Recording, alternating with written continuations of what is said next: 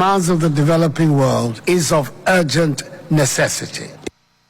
That's President Nana Addo Akufo-Addo speaking in Egypt at COP27. But let's go on the phone lines and speak to Executive Director for the Center for Climate Change and Food Security, Mohammed Nuruddin. He's joined us on the phone lines now. Good evening. Thank you so much for your time. So let me first pick your thoughts on the President's remark. What do you make of it? Well, I think it's a laudable proposal considering where we are heading towards. I mean, you remember last year I told you that the COP26 was going to be a lot of talks, and whatever that was said last year has not been achieved. We know what happened in Paris. And so this is a laudable idea, and it is not only President Akufo-Addo who has made that proposal. 2 months ago in September, the Nigerian Vice President, made same proposal of the Debt for Climate Swap deal in order to ensure a just energy transition for African countries. The Vice President was in Washington then. I mean, you know, Nigeria recently integrated energy transition plan. And so they were looking for global partnership and support to be able to, for this energy transition plan. So it is a laudable idea. The rich countries are not, fulfilling their promise. You know, the promise of 100 billion in climate finance per year to assist poor countries in adapting to this climate change has not been fulfilled.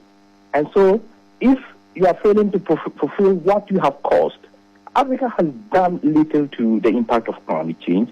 And so if the rich countries are refusing or they are failing to fulfill this promise, then the best way is to tell them that, okay, you are the creditor, you have money with us, and we are the debtors. So what we want is that we want this kind of bilateral or multilateral, agreement where our debt is forgiven by you in an exchange for a commitment by us to use the outstanding debt service payment for national climate action programs. And I think this is, if they're running away from what they have been asked to do, then let's tell them that, okay, we took something from you. So why don't you leave that thing for us to use it to be able to implement whatever actions the world wants us to do? So the best they can do, the world can do, the rich countries can do, is to be able to monitor how African countries are going to use this kind of money that is with them now. Now, as a country, Ghana, have we shown any commitment in policy formulation and sensitization to tackle climate change issues? Well, let me first of all start with the locally led adaptation programs that indigenous people, rural people are doing to adapt to climate change. Is one of the programs that the world is actually championing. People should be able to initiate programs that will be able to adapt to climate change. And we have seen other non-governmental organizations actually doing a lot of stuff.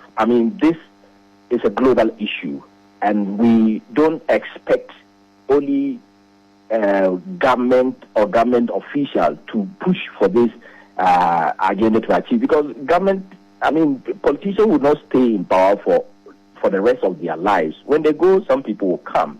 And so if we allow everything to be done by politicians, then we will never get to where the world wants us to be.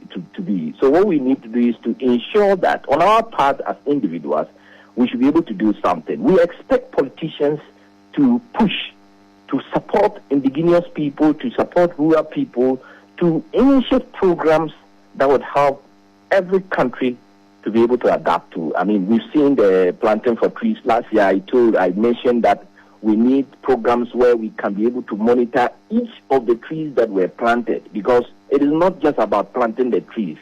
The most important part of planting these trees is to ensure that these trees will survive. Not just survive, they should be able to grow to a point where even if we don't pay attention to them, they will survive. So it's important we look at all of these things. We have not done enough, the whole of Africa. And the fact is that we are not the major problem. The major problem is the rich countries. And so, if the rich countries are able to reduce whatever impact they are causing, right, the emission of greenhouse gases, I think Africa, just like Ghana, has little to do to be able to adapt to the effect of climate change. Let me just give you an example of a research work I'm doing in one of the districts in Ghana. And you realize that the world is saying that in the next few years, we are heading towards 1 something degrees Celsius. I mean, temperatures will rise. And if you look at the data I collected from GMET, the analysis we did with this data, you realize that in that particular area, district, in the next 40 years, temperatures will be rising to 1.2 degrees Celsius, which is, I mean, equivalent to what the world is talking about. So if these communities or this district is going to get temperature at that level, at that range, then it means that the world will be in trouble. Well, Mohammed, unfortunately, this is how far time will allow us, but I'm sure that with COP and season, we'll be having a lot of conversation this week. But thank you so much for your time this evening. That's Mohammed Nuruddin. He is the Executive Director for the Center for Climate Change and Food Security.